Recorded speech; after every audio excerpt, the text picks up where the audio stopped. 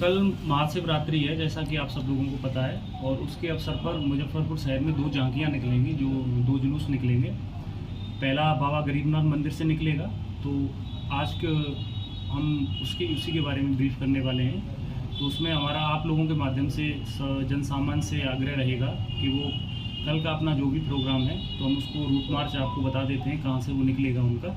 तो उस दौरान ट्रैफिक डाइवर्जन रहेगा, तो आम लोगों को असुविधा ना हो, इसलिए हम पहले से ही, एक दिन पहले ही आपके माध्यम से बताना चाह रहे हैं कि इन जगहों पर ट्रैफिक डाइवर्ट होगा और वहाँ से वाहनों को निकलने नहीं दिया जाएगा जब तक कि वो जुलूस पूर्ण रूपेण आगे के लिए नहीं चला जाता है। तो मैं वो स्थान बता देता हूँ। तो उस दौरान जुलूस का जो टाइमिंग रहेगा 2 बजे से लेकर 7-8 बजे तक जुलूस ख़त्म हो जाएगा। तो 2 से 8 के बीच में जो जितने भी नगरवासी हैं या जो भी सिटीजन हैं, वो ध्यान रखेंगे कि इन जगहों से हमारा निकलेगा, जिसमें राम भजन शाह मार्केट है, यहाँ से जुलूस शुरू होगा। फिर उसके बाद गोला मार्ग रोड से होते हुए दुर्गा स्थान जाएगा, ब्राह्मण टोली जाएगा, फिर सोनार पट्टी जाएगा, फिर पुरानी बाजार जाएगा, फिर वहाँ से होते हुए छोटी कल्याणी, फिर हरसभा चौक, फिर कल्याणी चौक, फिर मोती झील फ्लाईओवर के नीचे से फिर धर्मशाला, फिर उसके बाद संतोषी माता मंदिर, फिर इस्लामपुर और सुतापट्टी, फिर उसके बाद कंपनी बाग और फिर सरैयागंज टावर,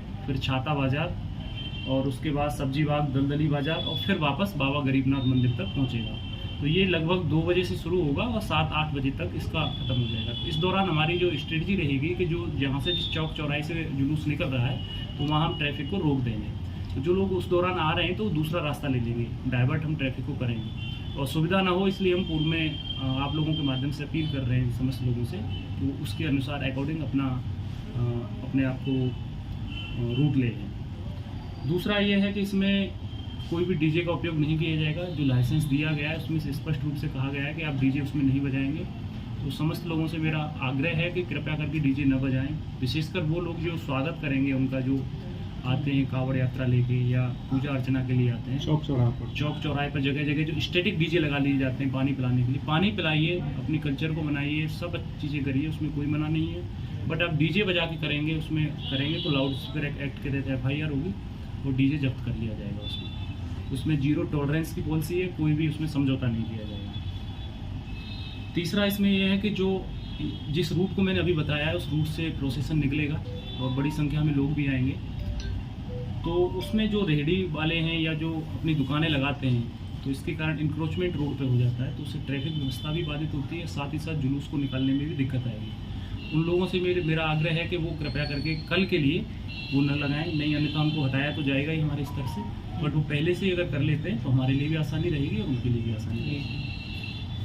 और दूसरा जो जुलूस निकलेगा हमारा, वो काजी मोहम्मदपुर थाने में है और ये कलमबाग चौक से होते हुए पहुरिया बाजार, रामदयालु स्टेशन और शंकर लॉज, मिश्रा टोला, होमलेस चौक और दामू चौक, छाता चौक, कलमबाग चौक होते हुए ये गन्नीपुर तक जाएगा। तो इसमें भी वही सारी बातें हैं कि डीजे का प्रयोग पूर्णतः प्रतिबंधित रहेगा, ट्रैफिक डाइवर्ट रहेगा इस रूट पे, और साथ ही साथ जो दुकानें या जगह जगह वाहन खड़ा कर देते हैं वो कृपया करके न करें। किया जाएगा तो उनका चालान काटा जाएगा और जो भी कानून संगत है उसके तहत उनका कार्रवाई की। सर, चूँकि गैदरिंग ज़्यादा रहता है तो सुरक्षा लिहाज से पुलिस बल किस तरह से रहेगा? स्नैचिंग वगैरह का भी घटना उसमें ज़्यादा होगा? इसमें इसको लेकर हमारे पास 2-3 प्लान है। एक तो ये जॉइंट ऑर्डर के तहत उसमें जो नियुक्ति होनी है, तो जो स्पॉट हमने तय किए हुए हैं कि कौन कौन से वहाँ होंगे। दूसरा ये है कि हमारा जो सब डिवीजन है, टाउन है, उसके स्तर पर भी तैनाती की जा रही है। और तीसरा हमारा QRT रहेगा,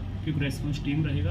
अगर कोई घटना इस तरह की होती है तो उसके माध्यम से उसमें प्रतिक्रिया दी जाएगी उसको। और जो ब्लाइंड स्पॉट है, जहाँ लगता है कि जहाँ स्नैचिंग हो सकती है, वो हमने अभी चिन्हित कर लिए जाके, जस्ट वही करके आ रहे हैं। तो वहाँ पुलिस बल पर्याप्त रहेगा, एक्शन लेने के लिए QRT भी रहेगा अगर कुछ होता है ऐसा। Thank you sir.